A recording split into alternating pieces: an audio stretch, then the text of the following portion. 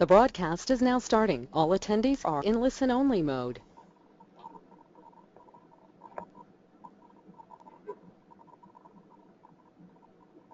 Good morning or good evening, everyone. My name is Corinne Bonnet, and I'm the marketing manager of ILEX Group.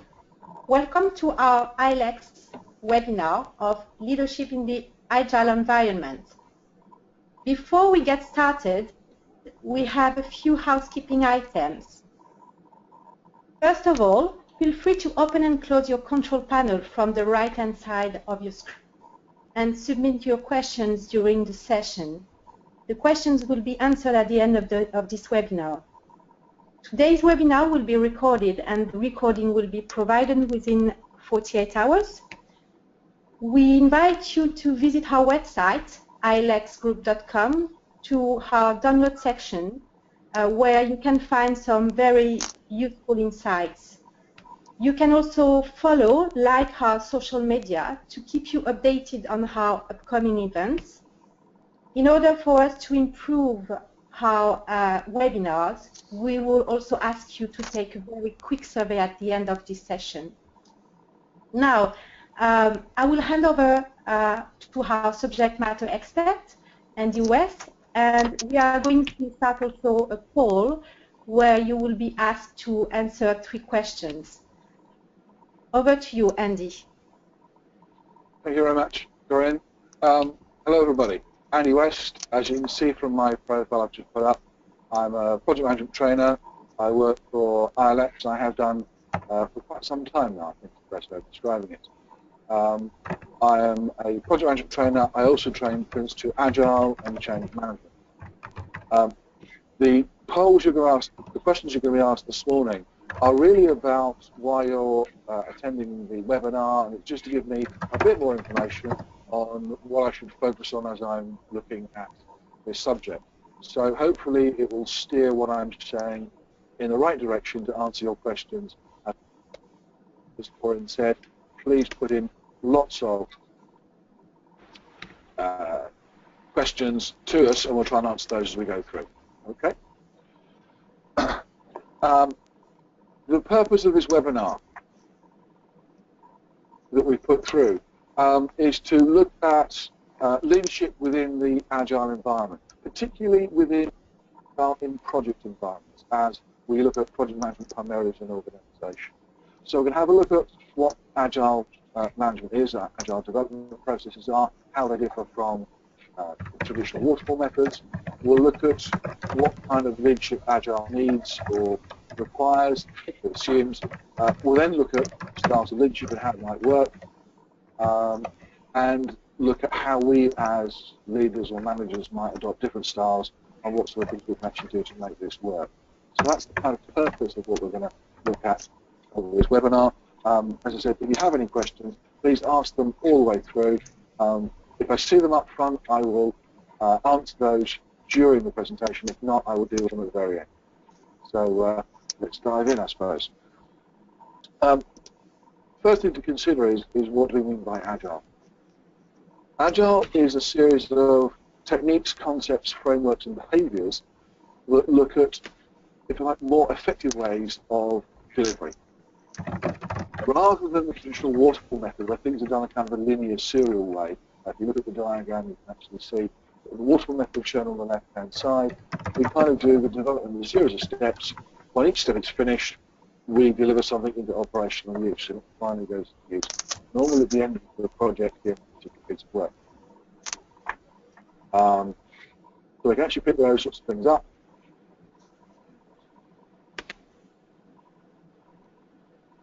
Okay, right. I have a good idea of what I'm doing.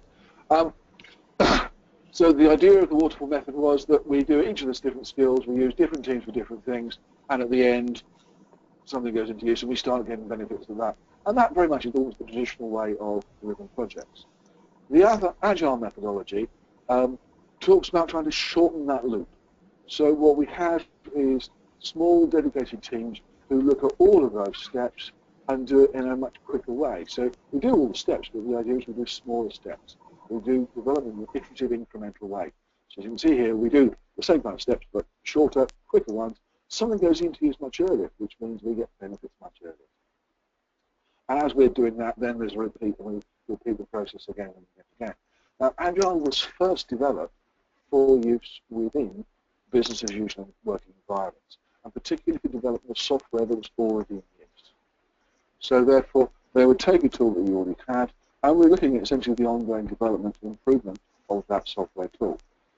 And because of that, because the work was done in fairly small pieces, the development team as a self-managed team became the way of working in Agile. And when you look at Agile within the business as usual environment, that works perfectly. In fact, in the PRINCE2 Agile manual, there's a quote that says, there's a significant body of opinion in the Agile community that suggests there's no longer a need for a project manager role. This view is quite significant for reasonably for primarily two reasons. There's a view that any work can be carried out and managed as if it were business as usual by breaking the work down to the size and level of certainty that have to do to the work. The term manager is regarded having negative connotations to any Agile environment, as it refers to lack of trust in the people who make up the team. They do not need managers, they manage themselves through self-organisation. Self-managed teams is things that happen within the normal working environment anyway, and they're usually made up of people who have a particularly high set of skills that we can rely on. They need much less direction. There is often not a single point of contact, but the team will vary who they work with. And that's very much how the Agile work with themselves. When we look at projects, however, there is always a need for a level of control. A single point. The owners of a change, usually a project board or a sponsor or something like that, wants to have somebody that they know is dealing with the whole scope of the work of a project. And particularly in a project, you may find that there are more than one team happening at the time. And therefore, the need for that kind of single point of contact with project manager, I believe, still remains. Do we need a team manager? Well, that is down to the discretion of the teams and the whole point of how my team's working. If I had a self-managed team working for me as a project manager, I wouldn't expect to see a team manager in there. I would be dealing with the team as a group and delegating to them as a team. So there is a need for a single point of contact for a project, and perhaps the project manager's title should be perhaps project leader rather than project manager, in that they're not managing to what they've got to do is lead the team that's actually working. So this is more about a control function rather than how I lead these people or how I manage these people on a day-to-day function. But that becomes, if you like, a point of argument or context within the Agile environment. Do we really need a manager? In fact, when I was on an Agile course earlier on this year, the trainer was saying that one of the things you often see in a very Agile environment is almost the conflict of, well, you don't know what I do, how can you manage me? And I suspect the point of that is I'm not trying to manage the work you do. I'm trying to lead the work of the project to ensure all of the work of the project is done. And perhaps my clients, actually project managers, I don't want to be managing the work you're doing because you're a technical expert and I would rather not be involved in that level of detail. But that perhaps is the nature of how individuals want to lead particular projects. There are some that wish to be involved in that detail. That's just me. So the thought process here is, how do I put in or how do I look at appropriate leadership skills for a project manager when I'm with Agile development teams, with a self-managed team leading and doing the work as a group rather than with a distinct leader in charge. Within the Agile, one of the terms that's used an awful lot is servant leader and servant leadership. And as you can see from my slide, this is often considered to be this way of leading an Agile team, in that you aren't seen as a day-to-day management function. Servant leadership looks at trying to ensure the team has all the things it needs in place so that it can self-organize. As the quote says, the best way of leading a team is to be its servant, to focus on removing barriers in the way of what the team are going to do. I will try and speak clearer for those of you who can't hear me. Um, I'm assuming that my internet connection is working fine, but I'll try and keep as clear as I can and keep the microphone close to my mouth. So the best way to lead a team is to be its servant, to focus on providing the right support, the right sort of details. So if you look at the sorts of things here, it talks about empowerment. Now, empowerment is an interesting phrase because we talk about empowerment in all sorts of organizations. What we really mean, are we delegating decision-making authority to the people doing the work? This is a challenge within all organizations. So it links into delegation, and good delegation is about empowerment. We don't just delegate the work. What we have to give to those people we delegate work to is some degree of control over that work. If I give you a real example of this, I work for a water company here in the UK, and we carried out an exercise on empowerment to try and empower the frontline staff whilst they were dealing with queries with customers on the doorsteps, essentially. Now, traditionally, these frontline staff, if they were going to have to refund any money or deal with any monetary matter, would have to refer this immediately to their manager for a decision. The idea of empowerment is to empower these frontline staff so that when they're on the doorstep, they can come to decisions, they can make a conclusion, and agree a solution with the customer without having to involve the manager in tiny little bits of detail. Now, the implementation of empowerment, in the end, depended on how good the manager was. The better the manager, the better the empowerment scheme. The worst case scenario I've ever heard of is a manager turned to their team and said, "You're now empowered to make extra decisions." And quite rightly, the team asked, "Well, what decisions can we make?" And the manager answered by saying, "I'll tell you when you overstep the mark." Essentially, I'll tell you when you've done it wrong, and I can actually tell you off. And at that point, because there was no clear understanding of what they can do and what they can't, the team were loath to take any additional authority under their belt, and therefore still carried on with deferring every monetary decision to their manager. The effective one was where the manager turned to their team and said, "You're now empowered to make decisions up to X value." I can't remember exactly what the detail was, but it was a certain value. If you're within that value, the monetary settlement is within that value, you're on the doorstep, you understand what that customer particularly needs, and therefore you can make that decision. And I will support that decision because you're within the authority I've given you. If it's going to go beyond that figure, come and talk to me first, and we will agree what we might be able to do, and therefore you can go up to the customer. Now, what's interesting about this is the limit made it work. If people understand what they can do and what they can't, empowerment is much more effective because people can clearly see what decisions can I make and which ones do I have to escalate with understanding that. What was interesting is in that second case, about 6 months after they launched the empowerment limits, the team returned to their manager and said, "Boss, we've noticed that actually 80% of the time we come to you, we're going 10 to 15 pounds above the limit you gave us. If you could give us a little bit more authority, you wouldn't have to get involved in all of these extra decisions." And because there is now a level of trust between these two parties, they know it works. The manager said, "Excellent idea," and granted them this extra authority. And so the important thing about empowerment is it's done appropriately. If you trust somebody, you will give them much more authority. If they're good at their job, you'll give them much more authority. If you're less sure, the authority becomes reduced. How much you delegate, how much trust you give them, you look for much more control systems. Now, the interesting point about Agile is that Agile requires, or assumes perhaps, highly skilled self-managed teams. If we have a lot of skill, then we should be able to delegate good pieces of work and sufficient authority to make that piece of work viable. But there needs to be clear what we're not going to do is throw it all to them and go, "You make all the decisions, I have no control of what's going on." As a project manager, you need to retain control over the delivery of the project. And therefore, there's a limit of what they can do. Now, in PRINCE2 and in project management terms, we call those tolerances. And particularly in Agile, what we're talking about here is scope tolerance. You fix them working into time boxes, cost and time is fixed, but what they do is variable. So, if they're running late borrowed budget, they remove things from scope, you put that into your backlog and drop it into the next time box that you do.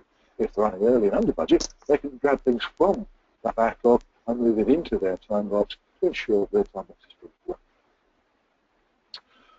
Collaboration. Are people working together? Are people supporting each other? Do they have all the things they need? Now, an interesting point here is, as the project manager, you may not be part of the direct working team, but it's important that we are aware of how these teams work, things that are going into those. So if you look at things like Glazer and Glazer, who looked at effective teams, they talk about, do we have the right skills in the team? Do we have the good communication processes? So are there good interpersonal relationships? We talk about communication out of the team to other people, so extra communication for students. Do we have the right roles and responsibilities? And do they have the appropriate leadership? So if we look at those sorts of things in terms of collaboration, a lot of that is about the self-managed team. The appropriate leadership, or if we could say servant leadership, that might be about providing support, the right resources, but then allowing the team to get on with that. The last thing on here, facilitation. One of the things about having teams is coming to decisions, getting things done. So facilitation skills become a crucial part of any leader's role, which this team to work together to come to an agreed decision, consensus, those sorts of things. Facilitation is perhaps one of those fundamental skills of all project managers. Without facilitation skills, you can't actually run every definition workshops, what you can't run is planning workshops, you can't run reviews, all of those sorts of things. So if we look at servant leadership, in fact, there are a lot of skills in here that we will assume are either part of the team or skills of managers, leaders in general. Now, as the slide says, how much of this can be used depends on the context. How skilled is your team? How much knowledge do they have? How does it work? As you can see from my slide, PRINCE2 and PRINCE2 Agile don't limit the use of servant leadership. In fact, PRINCE2, even when it looks at normal project types, not the traditional project, does not give any guidance on leadership. It's one of those things you have to add to PRINCE2 to make it work. So servant leadership becomes one of the tools we might consider. One of the things to make servant leadership work is what we call working agreements. If you like, the rules of the team. Have we established how we as a team are going to work, how we're going to behave? When we look at agile environments and the idea of information behavior, essentially boards with progress and issues and comments on. The working arrangements, the rules of the team are often put on there, so there's an openness to this is how we're going to work. And that sense of openness and collaboration is actually what we want in agile teams. So those become quite important because those are about how we build the collaboration within the team itself. This is how we behave. This is how we treat each other. What I'm going to look at is how, as a manager, can we look at servant leadership? What sort of tools can we use to bring us, to make servant leadership work for us as leaders? And particularly the model I'm going to look at is situational leadership. Now, situational leadership has been written about for quite a long time. It is a tool that's talked about in the body of knowledge. If you look at things from the Association for Project Management here in the UK or PMI in the United States, situational leadership looks at how you as a leader might vary your leadership style depending on the circumstances in which you find yourself and the circumstances of your staff. So what we're looking at here is that leadership is not a single thing. Leadership is a continuum, and you can vary where you are in that continuum depending on the situation you find yourself. So I'm going to show you the next slide and move on.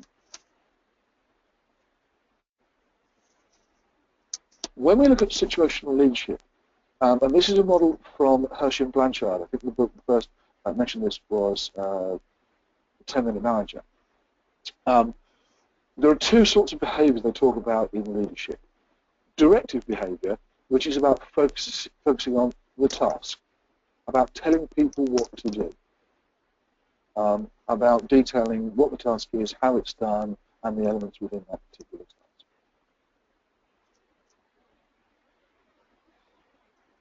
supports the world. Actually, that's an interesting one. How does Agile support the typical digital native behavior or culture? I think that perhaps is a developmental kind of thought process.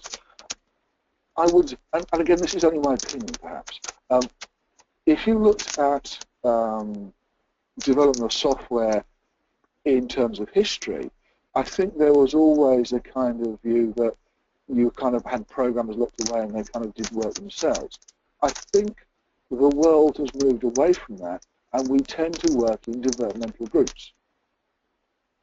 And because we're working in developmental groups, I think, therefore, Agile and the idea of self-managed teams and small working teams that have that broad range of skills are very much the way that digital development has worked. I don't think we see single people sitting in little cubicles by themselves writing software. What I see is teams of people, and therefore Agile reflects, I think, that development of we need a broader set of skills, we need a broader range of people, and we need access to a customer to find out what they really want. And I think if we're doing those sorts of things, then Agile is actually talking about the native behavior, the native culture within digital development at the moment.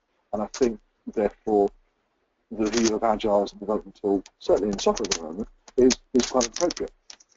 The challenge sometimes, actually, is moving Agile into the non-digital world. And that's very much where PRINCE2 is trying to move at the moment. This is not just for software development, websites and those sorts of digital work. This should be about other sorts of projects as well, and that's actually the challenge for the moment. It's moving that Agile culture into other areas rather than just the digital. So perhaps Agile has grown from the digital world because that's how it's always worked, that's how it works best. So there is a kind of thought presentation there. Let me come back to the situational leadership. If you say, as long as it talks about task behavior, telling people what to do, and up the side, it talks about relationship behavior. How do we develop with people? How much time am I spending with the people to ensure that they can and want to do the task? How does SIT and UAT testing have a place in Agile projects? UAT, user acceptance testing, is considered to be always done as part of the project team. One of the things you would always have in there is a customer representative. SIT, I'm going to need a brief explanation of the acronym, but apart from that, UAT, user acceptance testing. Now, one of the first things you see is that within an Agile project, within the project development team, there is a product owner, someone who represents the users of the product of what we want, how it's going to work. And part of their role is A, define the requirements and to reprioritize the work being done, but two, essentially to approve what has been created as part of that individual work package. Now, that does mean that they are embedded in the team, but they have a specific relationship with providing the customer view, not the developer. Okay. I've moved my microphone again to make sure it's better. So the thought there is that there should always be that sense of independence between the people who are creating it and the people who are signing off. However, they're just embedded in the same team to ensure that we have that kind of sign-off.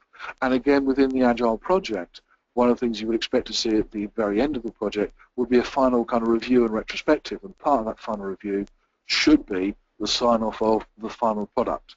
So again, as we're going through, as things are ready for release, there should be an element of acceptance from the users about going in there. So they still have a place in there because we still want the things to be created, but we try and embed that sign-off within the team to ensure it's done in a relatively rapid manner. If I look back at my situational leadership model, if we combine the task behavior and the relationship behavior, we essentially get 4 styles of leadership. S1, S2, S3, and S4. S1, it talks about high task, low relationship. The focus of the leader here, the focus of the manager essentially here, is passing on the work to somebody else. What we're not particularly concerned with is the development of that individual, it's getting the task done. This is often called telling or directing, depending on where you read the model.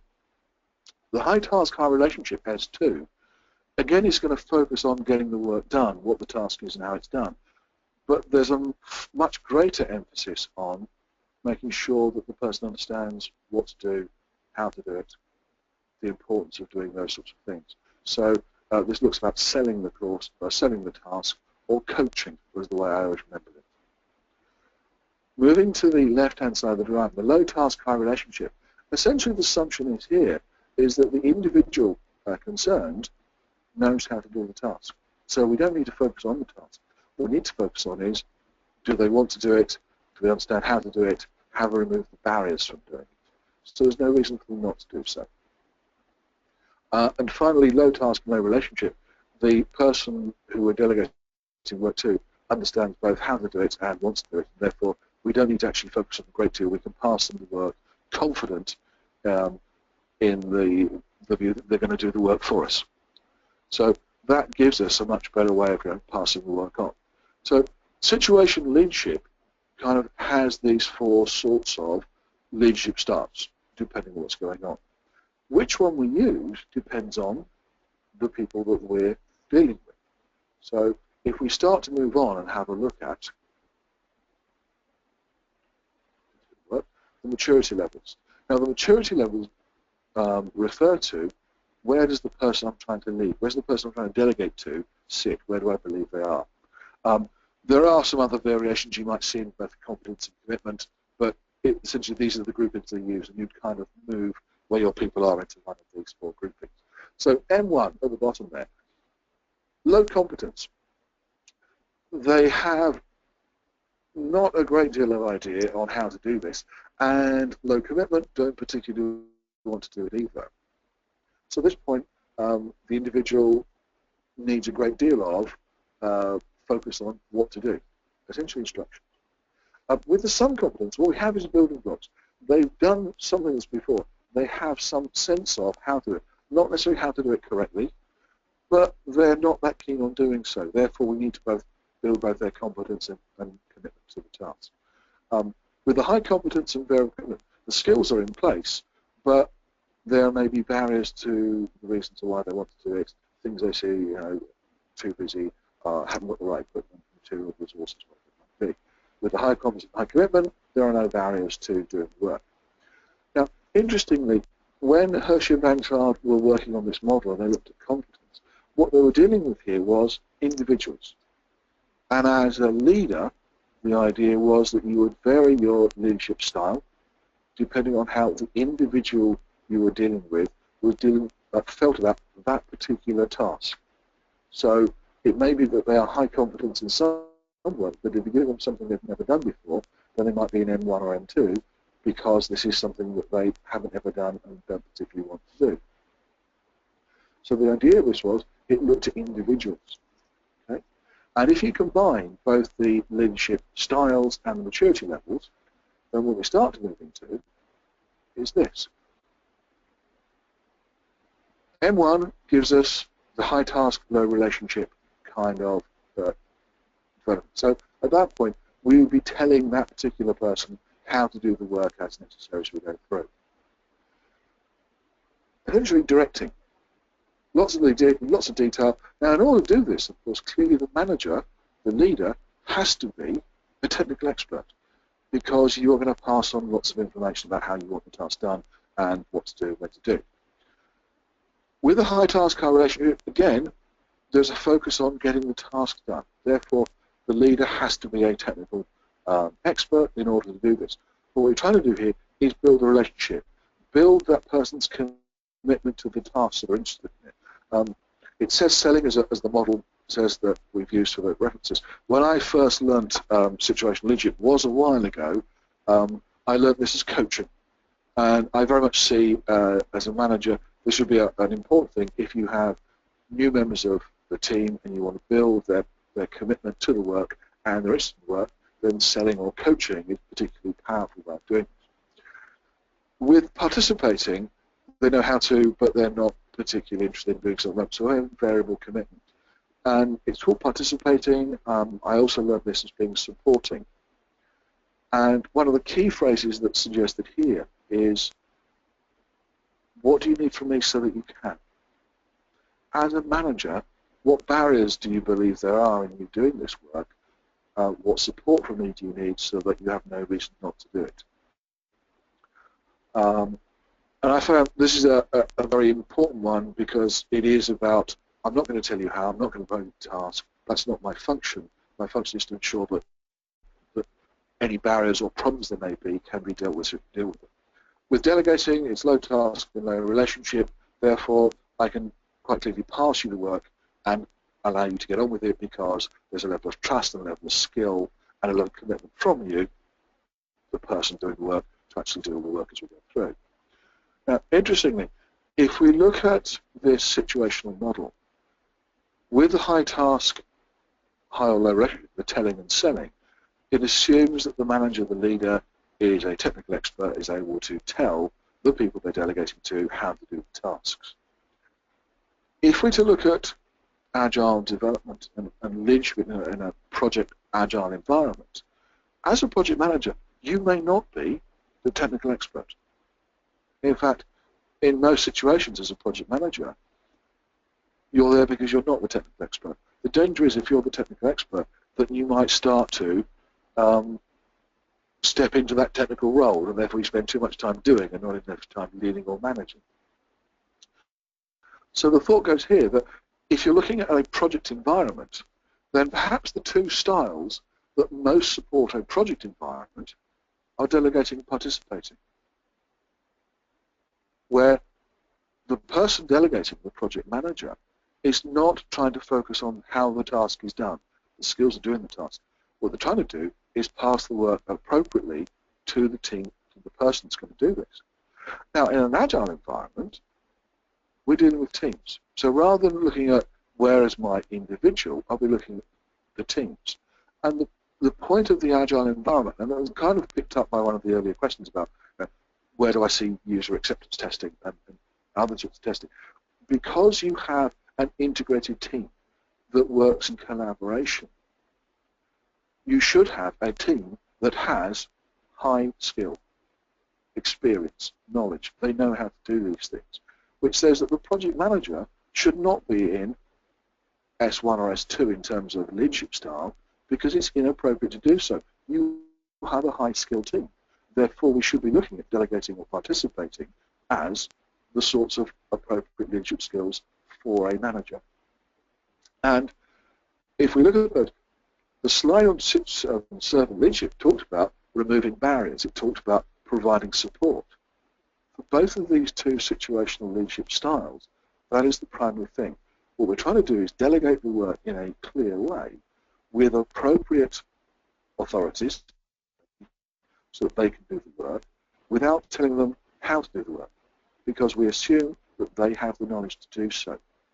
Particularly participating, the removal of barriers, so that there is no reason for the team not to do this, that any problems or concerns they have, essentially issues they see in the environment, are being handled by the manager. Essentially a very servant leadership kind of attitude. So my thought here is, if we are moving into an agile environment, particularly as a project manager, and our teams need that kind of servant leadership approach, if we look at situational leadership, it is the developing of the skills and abilities to be able to participate in terms of management or support, and to delegate appropriately. Now, this does not mean we throw all the authority at the team and step away. There's still a need for that control function as the project manager at the top of the project. However, what we are saying is the project manager shouldn't be sucked into the day-to-day work. What they should be doing is delegating effectively to those teams to allow them to do the work in a self-managed way and report issues that they can't deal with. And this is where, if you like, tolerances come into play. There are things you want to be able to do, but there are certain, once it gets to a certain limit, there are things perhaps as a project manager you're going to have to take further in order to resolve. And therefore it's about the authority for decisions. And it is appropriate both in delegating and participating to ensure that those clear limits are in place. So delegating is not abdicating. You still need to retain control. But if you have a high-skilled team, you might need less control. And clearly, the more you work with these people, the more you trust them, and therefore, the more authority you give them. And so, actually, as both an Agile team and as a project manager trying to manage them, when we first work in this, we may find tolerances are fairly small because, and the time boxes are relatively short because it's easier to work in that sort of way. As we develop trust, as we develop skill, as we move forward, what we delegate becomes bigger, and therefore the time boxes move to the maximum size of time box, and the tolerances that we delegate become far greater. As a project manager, I need less direct control because of the level of trust that I have. This should be where we're working to. This is not about doing something different. This is not about changing leadership completely. This is about developing our skills as a leader and being aware of the sorts of skills we have. Now, interestingly, there are available, if you look on the internet, questionnaires that allow you to look at situational leadership and, as a manager, what your preferences are for those 4 styles of leadership. I would suggest as a leader that if our preferences are for the selling and telling, it's because we're a technical expert, and what we need to be able to do in lots of ways is almost be let go of the work by delegating more effectively. So if you think about the tools that we get from projects, things like statements of work and work packages, where we define what we can delegate, and often what we define is what we want as an output, not how the work is going to be done. And we leave our teams to add that detail in. Essentially, can we develop the skills of delegating and participating more effectively? And if as managers we can develop those kind of leadership skills, then we find that servant leadership, the sorts of leadership that Agile work teams desire, becomes a natural part of the process of working. So there should be no conflict between the different views of the organisation, the different levels of the organisation has. And that's kind of the thought process that I was coming to, that what we should is leadership in a project being different to leadership, but it's the focus of where we're going to go. So I would suggest that, particularly in an Agile environment, but it's true of even a non-Agile environment for project managers, participating and delegating are perhaps the more appropriate ones. As a project manager, what you're not trying to do is get involved in all the level of detail of the work. What you need is the right skills in your team. So perhaps the assumption here is we have the right people. We have the right skills, and therefore we can trust these people to do the work in their own way. So it is a matter of delegating the work and agreeing those sorts of things. And I was reminded of this just the other day. I was actually watching a piece of video on some things, parts of research, and I was looking at John Cotter. And John Cotter, who's a change management consultant and writer, was looking at the differences between management and leadership.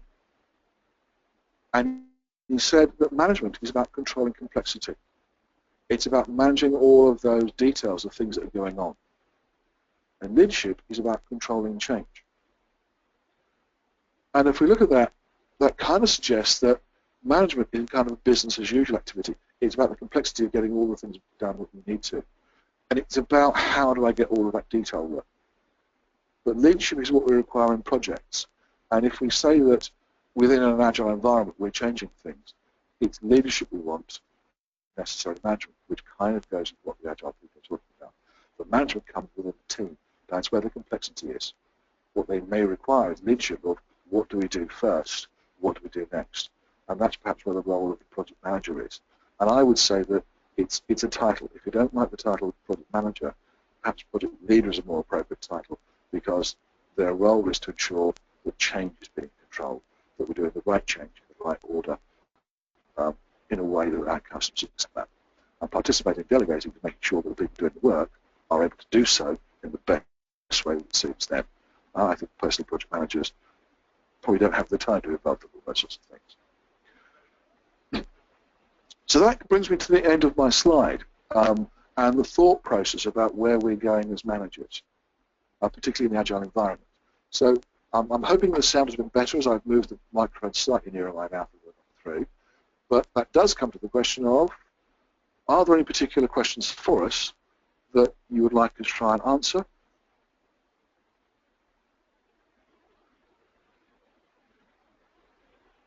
Just waiting for some questions to come up onto the sheet, and I'll try and answer those.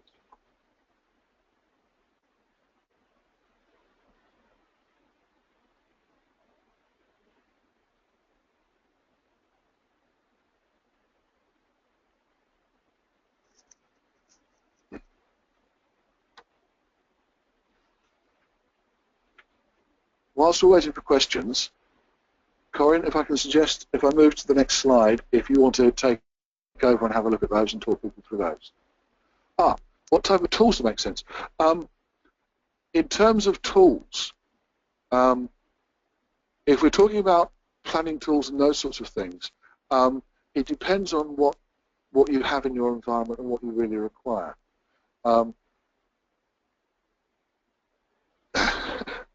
I'll come back to that in a second. In terms of tools, first off, the thought process here is it depends on what you use as an organization. Agile would look at things which are appropriate. So in terms of development tools, software tools, those sort of things, I would leave you to see what are those sorts of solutions. In terms of and planning things, it doesn't preclude the use of things like Microsoft Project and other tools like that. But it does depend on what your organization actually wants. In terms of the high commitment, low competence staff, one of those I would suggest is in the model, if that would probably take you back to, and if I just go back a couple of steps, if they have low competence but high commitment, I would suggest that the high task, high relationship would be a best place for them. Because you've already got that commitment, it's actually a very good place to move them into. Now, it's a slight variation of what's going on, because there actually would be, in terms of the commitment, yeah, it's probably still best that, because they want to be coached, they want to learn.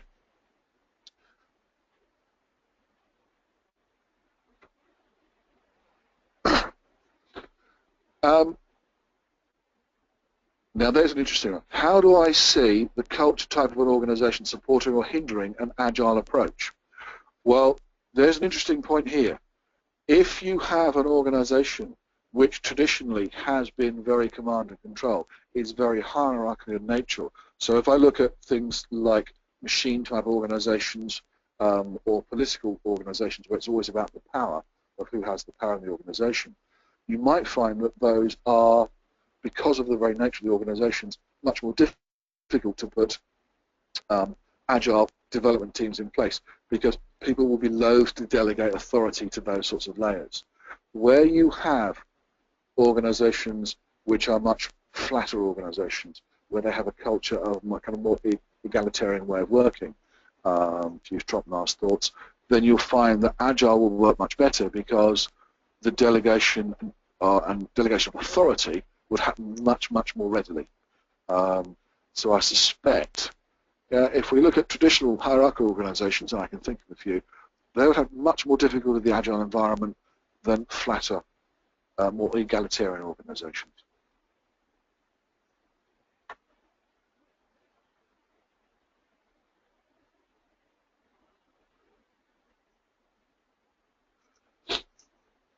Now there's a very interesting, what if team members are on different maturity levels? So some are M4 and some are, and someone's on M1. How do you find the balance in leading the team? Now that's a very interesting one, because, as I say, the model for situational leadership was very much developed for individuals. If we're delegating to teams, what we have to look at is, where do we see the team as a whole? And I think that might be the important thing, is that we start to see the team as a whole. So if we have lots of people, if our team is a majority on M4, but they have an M1 person, the purpose of a self-managed team should be to manage that individual and deal with them. So essentially what we do is, if I move back to this diagram here, is that we move the, as the project manager stays in delegating or participating by delegating the team, the teams start to do the selling and development internally, because they are the people with the skills. And if they want that person to be part of that team, then they should be doing the coaching and the supporting and the development of that individual. So one of the things about effective teams is that they believe in sharing knowledge. And again, that always comes back to the previous question of culture. If you have a culture where knowledge is power, self-managed teams don't work because individuals will not share their knowledge across that team. If you have a culture where if I share my knowledge with you, you'll do the same back and we will be able to support each other better, then we have a much more effective team working environment. So I would suggest that in an agile environment, as a project manager, you would focus on delegating, participating, and you would be expecting that within the team that they would be doing the selling and the telling perhaps. Now, personally, I believe that teams internally would do the selling, the coaching bit, far more than the telling, as a way of developing that skill and that integration with the team. And that kind of comes up with the previous question about what about the high commitment, low competence one. If we've got a new member of the team who wants to learn, coaching and selling the ideas and selling the skill is the best way of bringing that person to the team. And that comes back into things like Maslow's hierarchy of motivation, hierarchy of needs, which is about bringing people into the team and encouraging them to be part of the team and then praising them for what they do. That allows people to develop. So essentially, as a project manager, we almost delegate the coaching needs, the skill development needs into the team, because we delegate to the team as a group rather than as individuals. Excellent question. I like that one.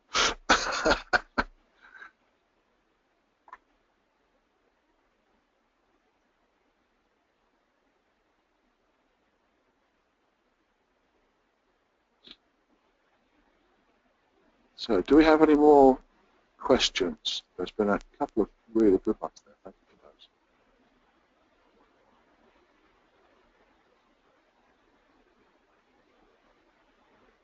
Corinne, if I can prompt you, I'll move you to the next screen if you'd like to walk people through courses available and offers.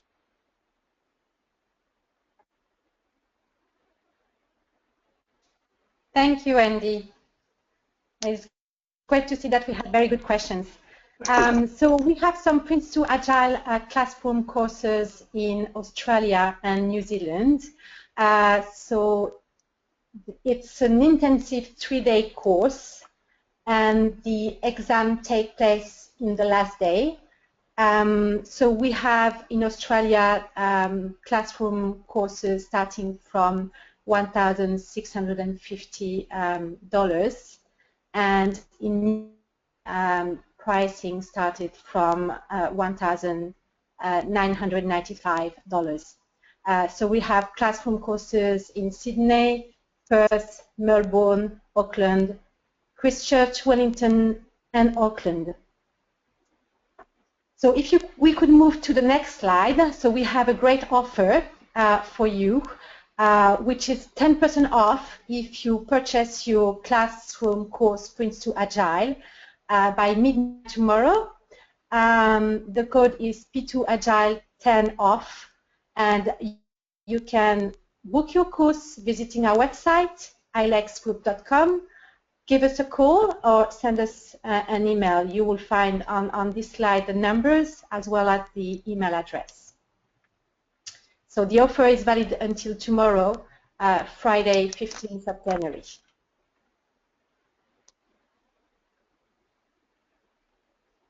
Thank you for your time, and please take some time also to take the survey. So you will have a pop-up on your screen when you will close this webinar. Thanks again for your attention. Thank you for your time.